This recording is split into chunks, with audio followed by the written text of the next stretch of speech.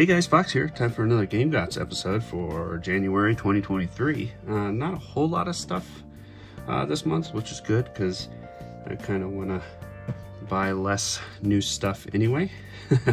So I only have 3 modern games, all for the Switch. We'll start off with Taito Milestones. This one looks pretty cool, the old Taito arcade games here. Of these that I've actually played, Ninja Warriors and Kicks.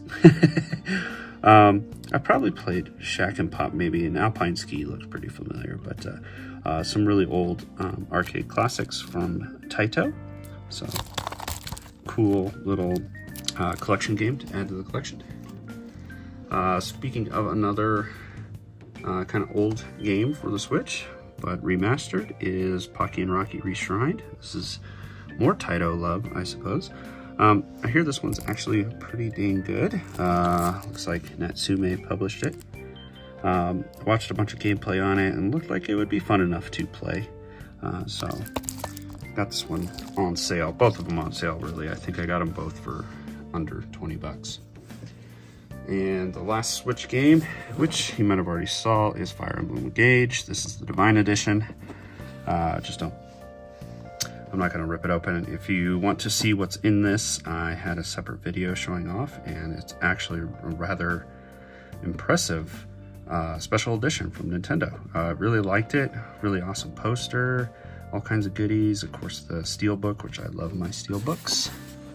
So yeah. Oh, here, real quick, here's what's inside. You got the game Steelbook, cool art book, some art cards of the different emblems, and a very nice poster, which I'm thinking about framing up, but it had to take the place of another because my walls are packed.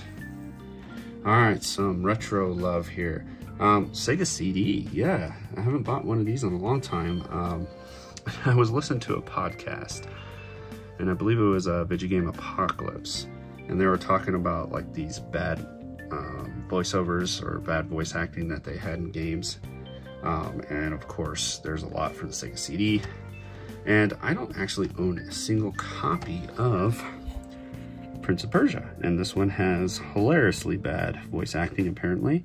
But I found this one very cheap, I believe $30, and it's in a very good condition box. And it has the manual and of course the CD in its little, it's just basically a jewel case. That's pretty much what these boxed ones came in.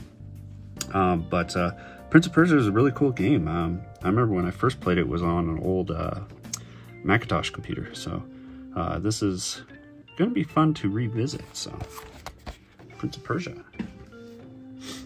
I found this really good deal because the box is in horrendous condition.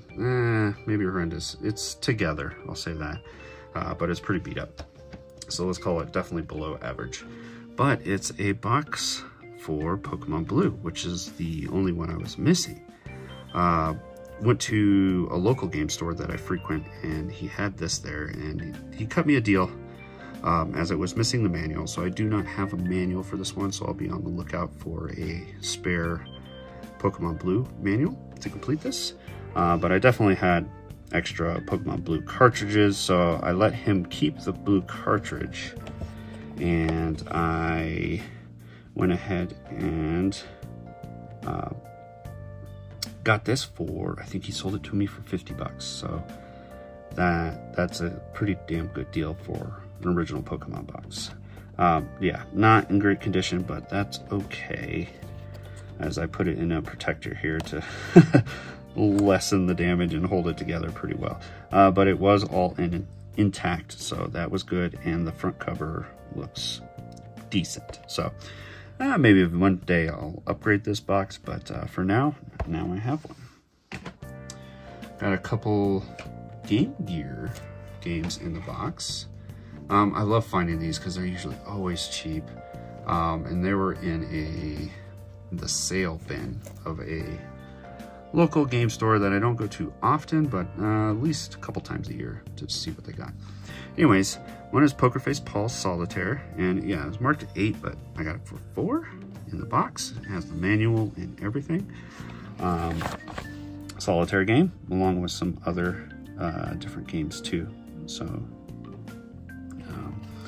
yeah, different versions of Solitaire, all that stuff like that. Yeah, Monte Carlo, Klondike, you know, if you're into those, not bad. There's a whole poker face ball series on the Game Gear.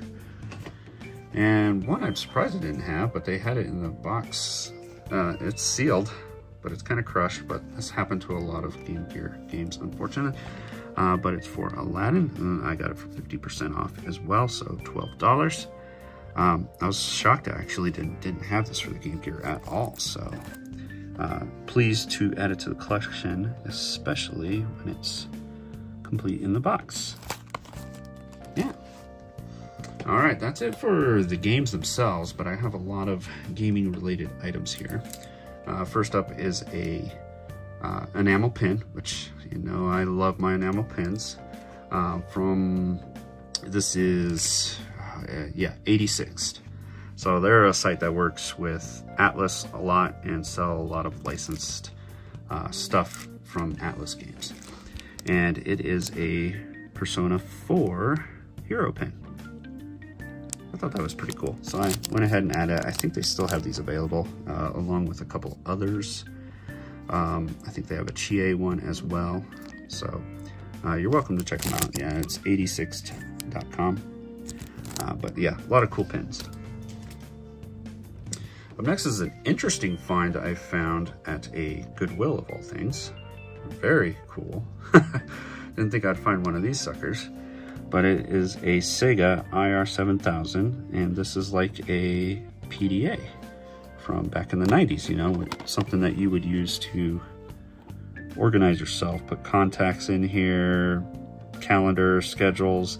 Not entirely sure, but I'm pretty sure this one has a built-in game. I haven't messed around with it a lot. I turned it on, played with it a little bit. I put a couple batteries in here and replaced the clock battery right here. So I'll have to play around with it. I love the clear plastic, very 90s thing, and see what else I can do. It looks like it has an IR sensor here, so that might be able to be used for some other stuff.